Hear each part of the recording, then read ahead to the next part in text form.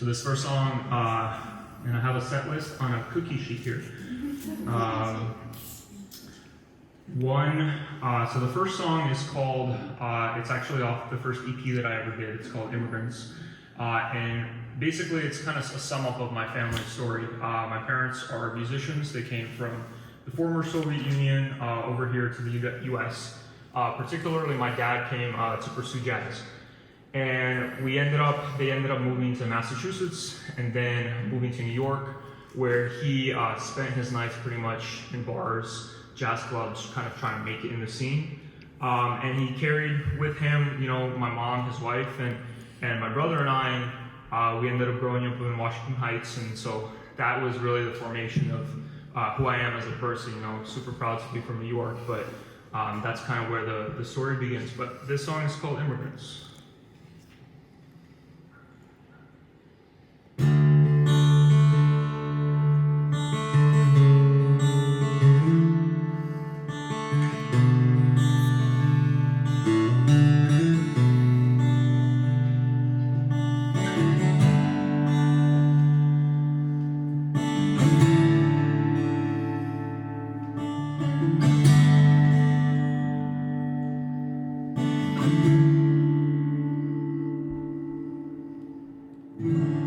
Remember our childhood home, and we were all alone, and now it's cigarettes and bottles lying on the floor. It doesn't mean it doesn't matter anymore.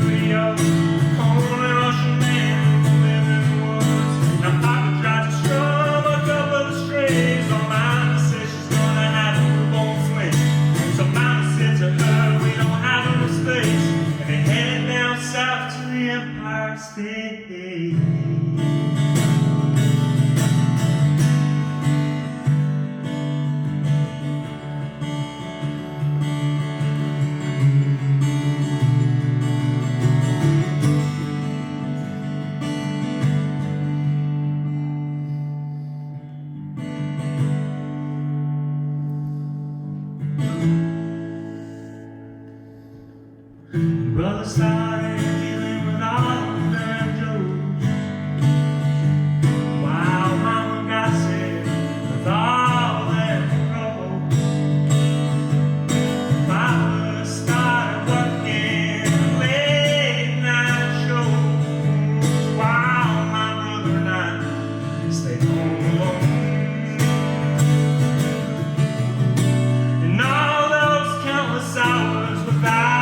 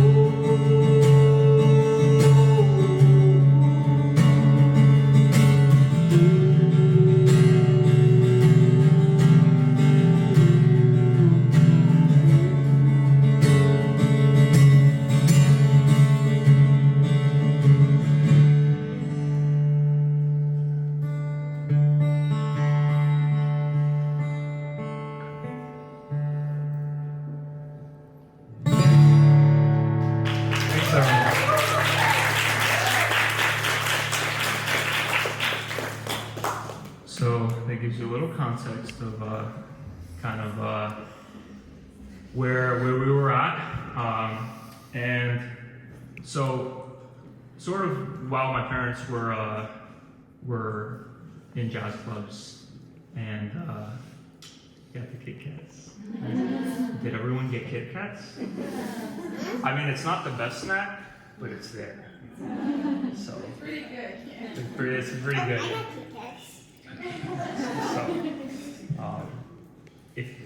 if Sam says they're good, they're pretty good. So, but this next song I think is probably, it's funny because I would say it's like my saddest song, but it also has the most amount of streams on Spotify, so I guess it's like reaching somebody. But you know, when my dad started working a lot in the jazz scene and stuff, I think the experience of moving here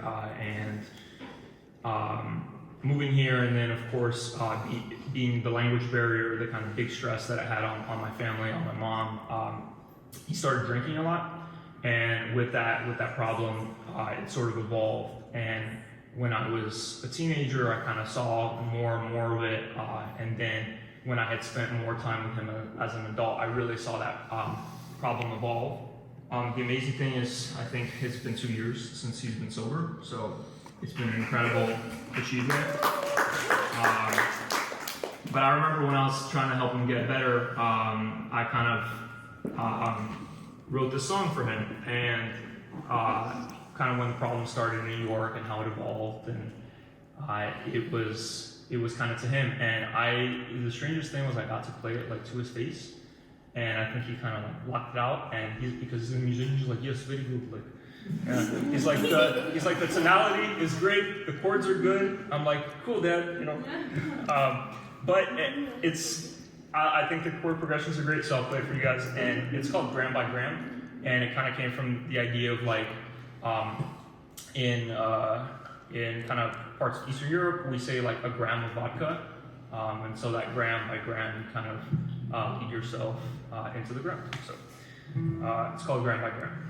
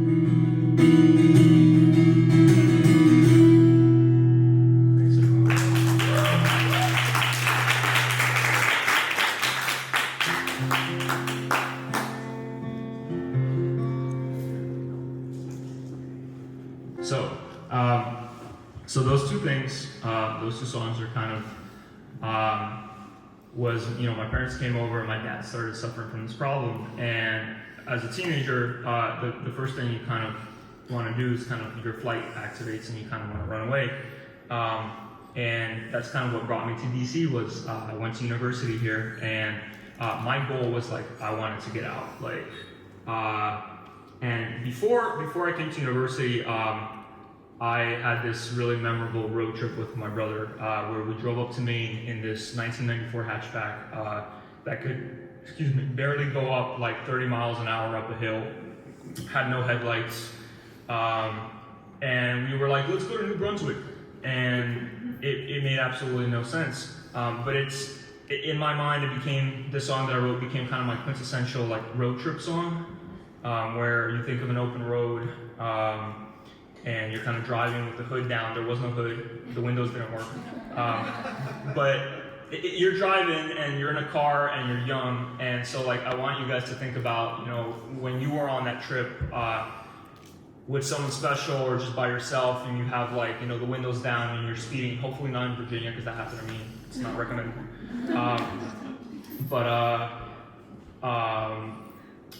Yeah, and then I would love for you guys, your help on this song. So what I kind of want you guys to do is either clap or like stomp your feet to the tempo, and it's gonna make like a really cool beat for the song. So I'll start first, and then you guys kind of follow along, and it's gonna be super fun. So, ready?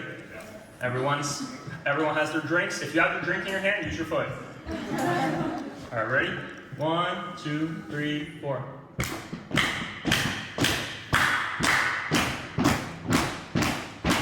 And keep it going, just this beat, for like a minute, and then you can stop.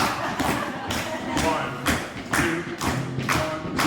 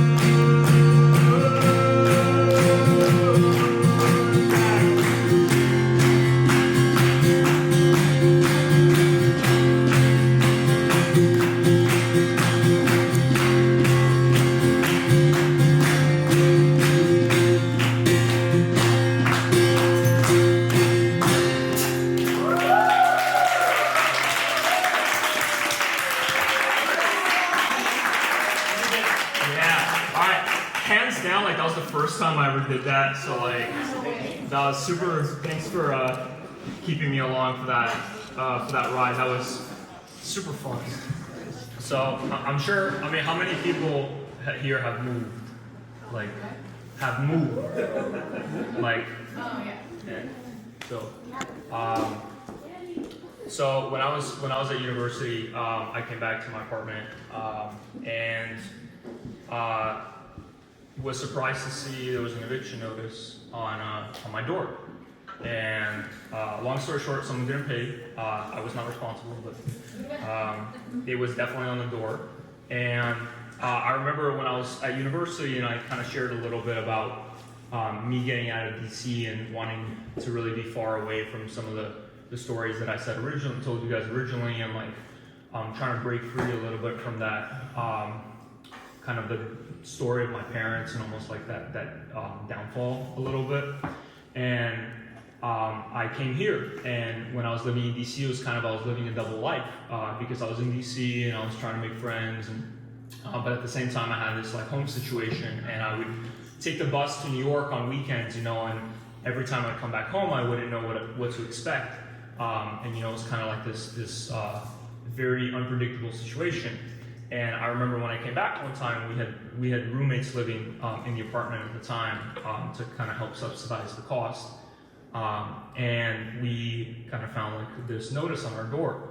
And I remember I was 18 and kind of thinking like, man, like this is totally just a curveball. Like I am trying to go to school, but at the same time, I don't know what to do with this. And it felt like, you know, the place that you lived for so long is kind of crumbling at your feet through a system and through almost someone else's mistakes.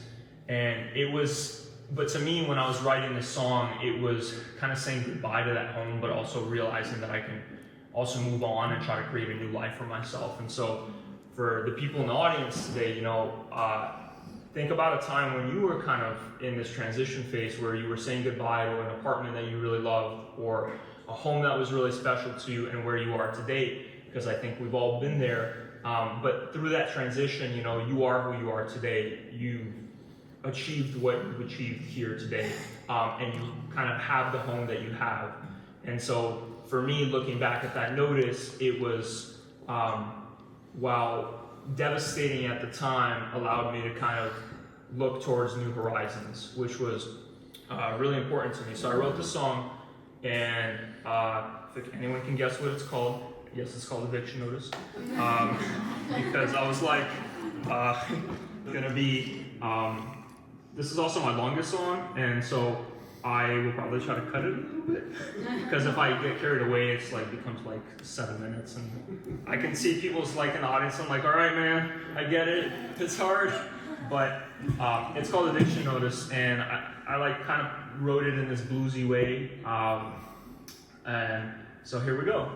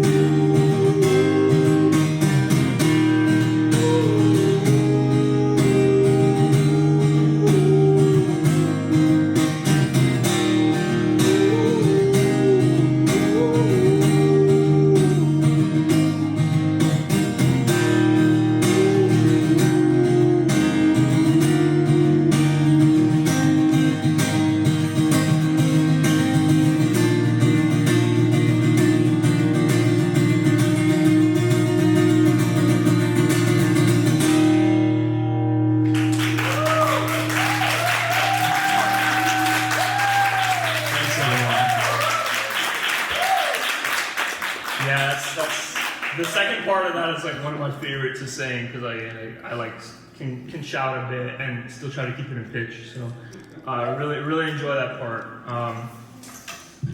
How's everyone doing? I haven't asked. So what's are you guys enjoying the show? I'm sorry. I wish I could throw like a Britney cover in here, but I think it would like totally. I could do another like cover concert next time, but today you guys are with me in my feelings.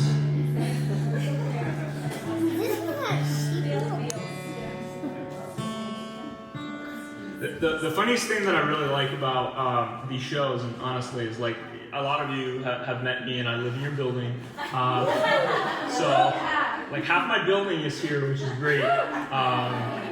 And if you guys, you guys met me, like I'm a very happy person, like, and so I really like that this kind of stuff can come out through my music, and it's definitely like a way to like share those more profound emotions with you guys, and hopefully have you guys connected to me, because I definitely feel the energy. I definitely feel like we're all thinking about those things, and but the night is still young, which is why we started at 7:30. So afterwards we can all hit the bars and forget about what we thought about here. So that's gonna be great.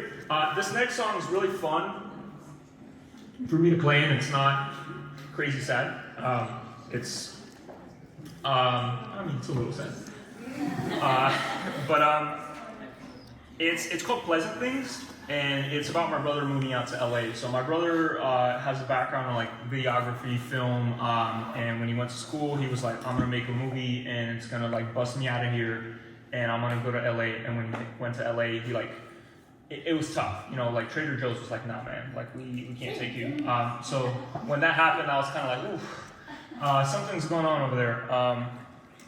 And we move around in places like, we kind of say like, oh, I feel like I would be better in this city, or I feel better in this at this job, or like we're always kind of looking for greener pastures. And the funny thing in life is sometimes when we get to that, what we thought was a greener pasture is actually not what we needed, and what we needed was kind of there all along, or there's always a plan that it's going to be something different. And so my brother went out to LA with this kind of like starry-eyed look, almost like a La La Land, like literally, but like the sort of the post-Soviet La La Land, which is not recommended.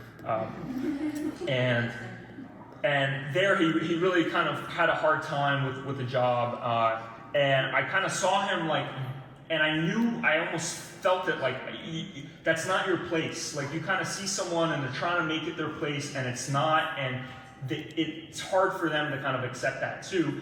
And when you finally like end up in a place where you never thought you'd be, but it somehow works. So like for me, I was like a New Yorker by blood, like born in Brooklyn, and then I ended up in DC, and I knew nothing about DC. And like my wife is like, oh, maybe we can go to Bethesda, and that's like my worst nightmare. But no offense to Bethesda, but I'm like, how does a guy born in Brooklyn like end up in Bethesda? But it might happen, it might happen, and I'm thinking about it,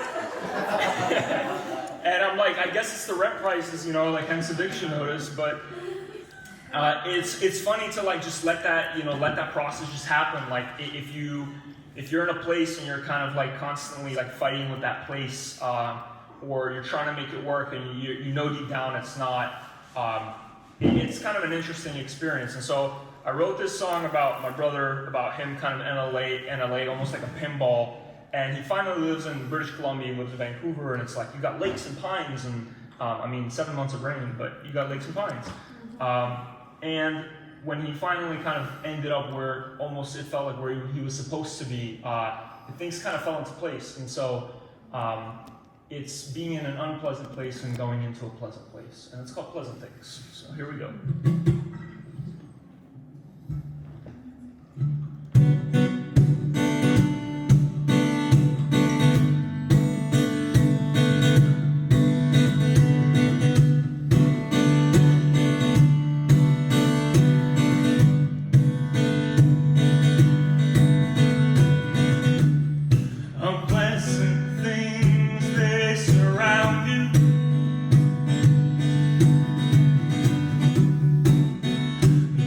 wake up without a light. Unpleasant things, they surround you.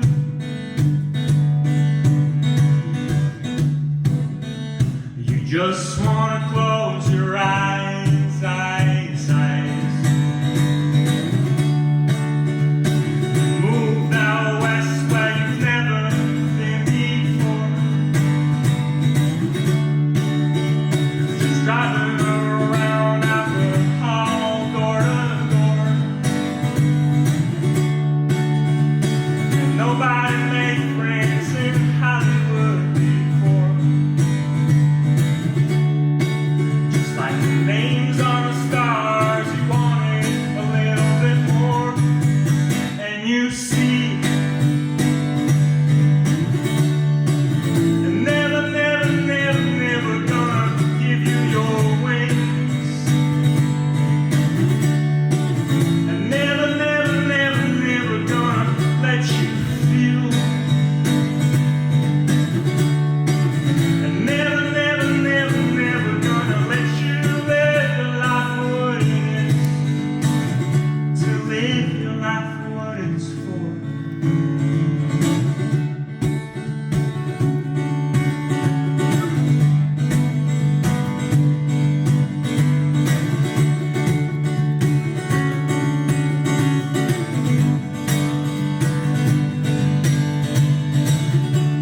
And unpleasant things, they surround you.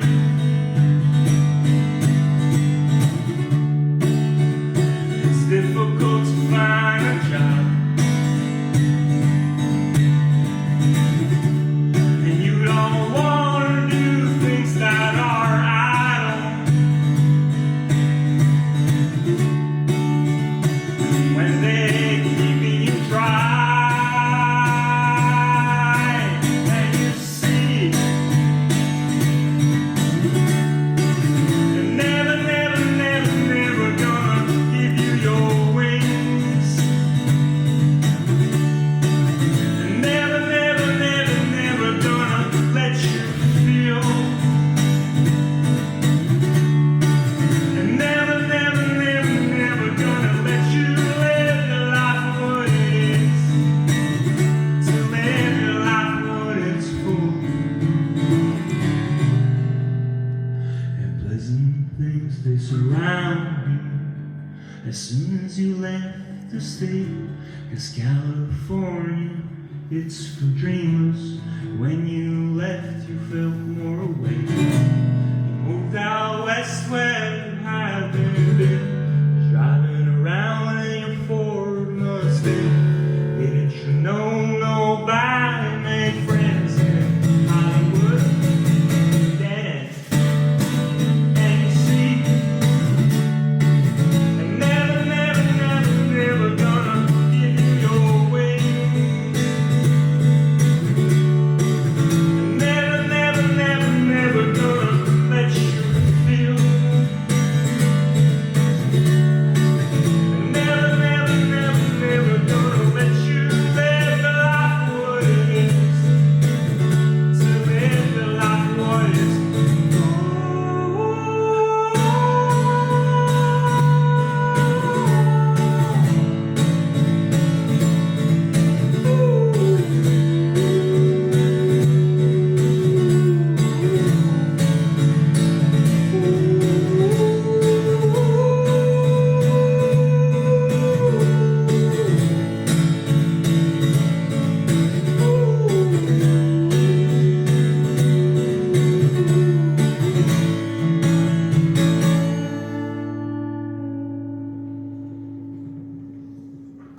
Thank you. Man, I am taking those high notes today. I think it's the energy. You know. Everyone has to have like that COVID thing that like happened, right? So COVID was tough, I think, on everyone. There was a lot of isolation, and just yeah, like a lot of that isolation. I think artists struggled a lot just due to the lack of gigs, kind of local shows. and we all also like found that thing that kind of kept us sane. So like whether it was like that little ritual that you had in the morning, you had a cup of coffee, or you had your little walk. I remember I saw like a funny picture where it was like an eagle that was like this, and it's like me going out for my walks. And I related so much to that image because it's kind of felt that way. It's like you're like going out like super pissed off on your little walk to just make things feel real. And that we did that all for like 2 years. But I remember I was abroad when COVID started, and I actually got stuck. I got stuck in a country which was not a country you want to be stuck in.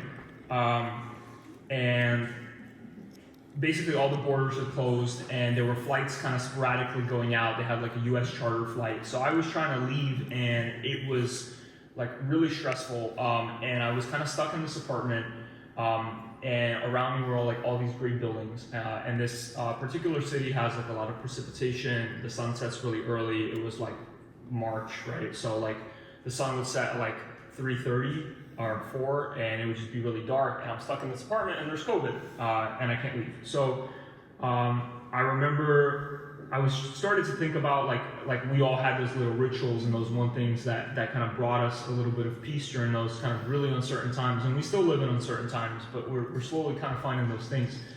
And for me, one of my favorite memories during that time was the way the sun would hit the building. It would, for a moment, for like 10 minutes out of the day, with this bright orange illumination would just hit the windowsills and the green building, and it would then feed into my room, where like my room just became orange, and it would happen for like 10 minutes of the day. And there was nothing in that apartment but like a sofa and like a carpet, and I would just sit there with like a coffee and just look at this orange glow. And for me, I think it really, it was kind of like that sublime moment where, you know, if you're like out hiking or you see something, like you're walking by and like the leaves are changing in DC, and I love fall in DC. And it's just, you realize how just gorgeous it is, and you kind of forget about things for a moment, because the thing that you're looking at exists, and you're a part of that, like that moment. And so for me, it was that sun that was setting. And it was also a really difficult time in my life. I spent a lot of time with my parents, and so kind of those dynamics that really affected me as a kid kind of came back, which was like covered in the first part of the show, so you guys definitely can connect with me on that. But that sort of came back, and I was trying to really succeed as an artist. I had quit my job, trying to make an EP, like running out of money, there's COVID, so it was really kind of like this turbulent time. And so I tried to find that one thing that kind of grounded me, and I'm sure all of us did here.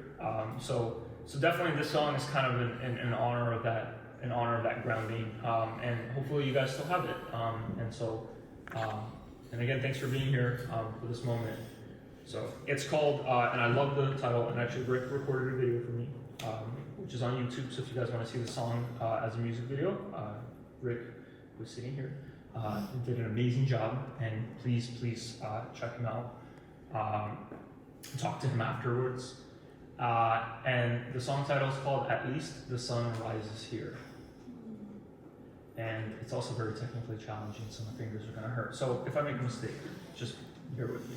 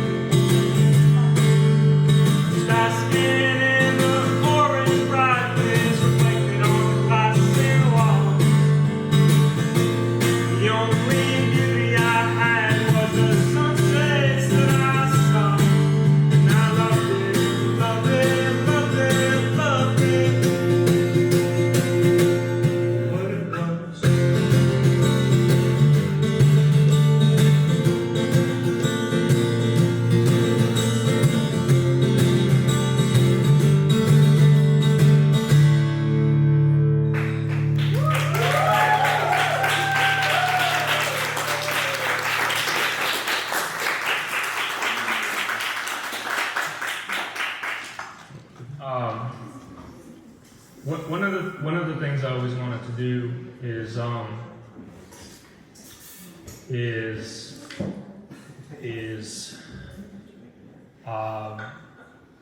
think one of the things I always wanted to do was I wanted to write a song for my mom,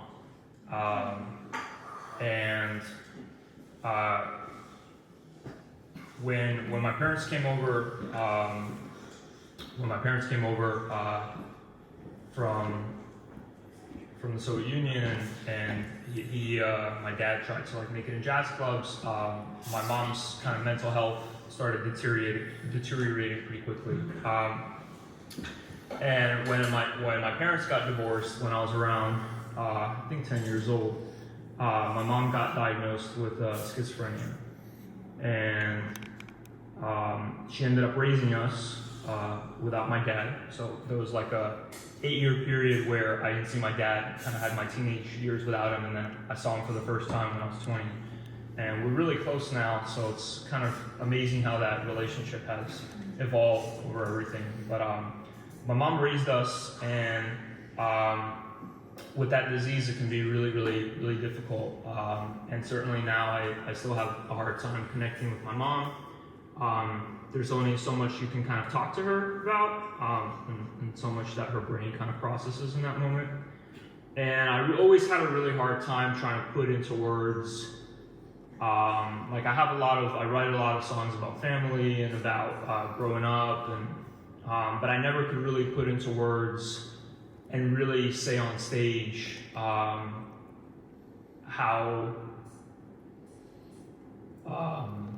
it was. So the name of the show was How It Really Was, and it was kind of wanting to tell, like, my mom, who I don't think was like in the moment to really process the things that we were seeing as kids. And so this song is kind of like me as an adult, as someone who kind of, I think, has kind of made it out of that cycle, and am really proud of that. It's like me finally letting her know how I feel about things. And I think we kind of all have that person that you want to like say something to, or you really can't, but it's on your mind. And so this song's kind of about that. It's like those kind of unspoken words, those unspoken feelings that we all carry, that can be difficult, but they have to come out somehow. And for me, it's through art, it's through music, it's through you guys as a community, for you guys being here. And so I've never played this live. I'm gonna try to play it live today, and it's very new as well. And I tried to find the best way to play it, or like mess around with the tunings and the cables, but I think I found the way, and hopefully I can play it for you guys. So this song's called How It Really Was.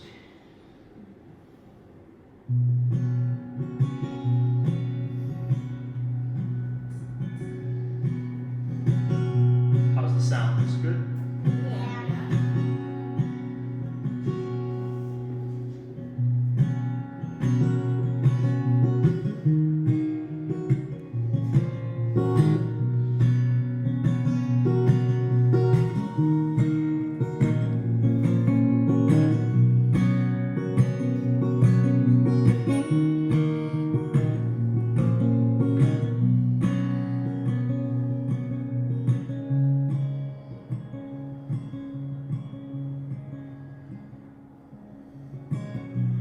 I ain't angry that you didn't get help in time to lose.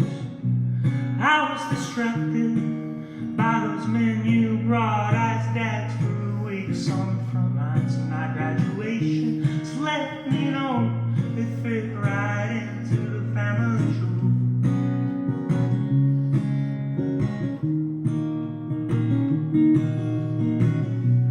I was frantic.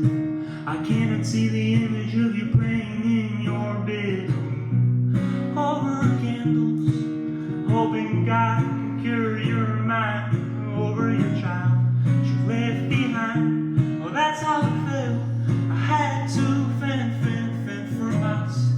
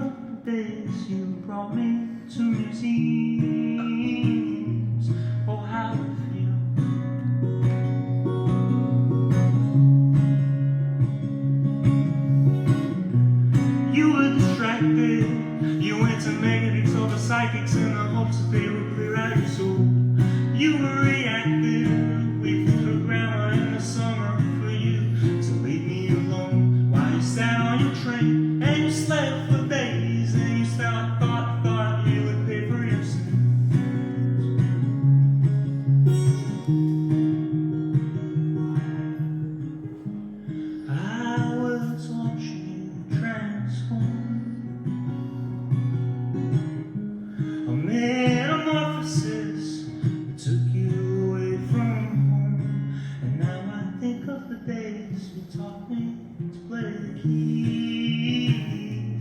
Oh, how it feels.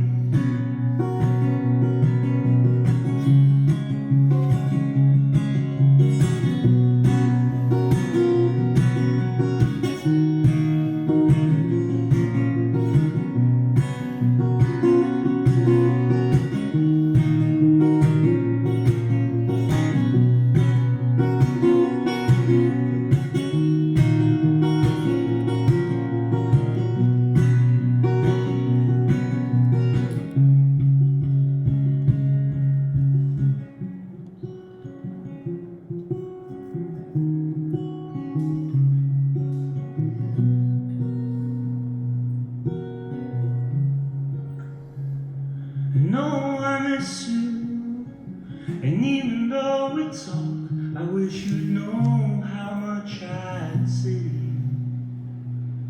If your mind had not given up, and I am grateful for all the things you've done, cleaning floors with your gentle hands, so I could move now home, home, home.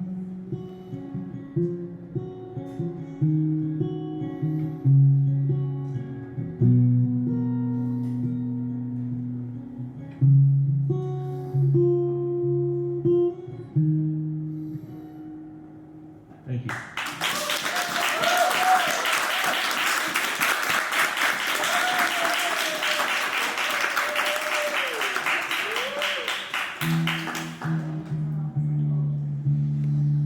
All right, guys, I got my last one. I again want to just say thank you to everyone who's here tonight. It's honestly a tremendous pleasure to play for you guys and a tremendous honor. And I just really want to say thanks for letting me share these moments with you. I hope that you really enjoyed it. Thank you for making the space in your minds, in your hearts, with your time. It means a lot, and you guys are the reasons why artists and spaces like this can exist. So please continue to support them. Please continue to be there, and be vulnerable, be open. It's scary to be up here, but it also gives me so much life, and I see how much you guys are here with me, and I think that just makes us the human experience that much better. So thank you. Yeah.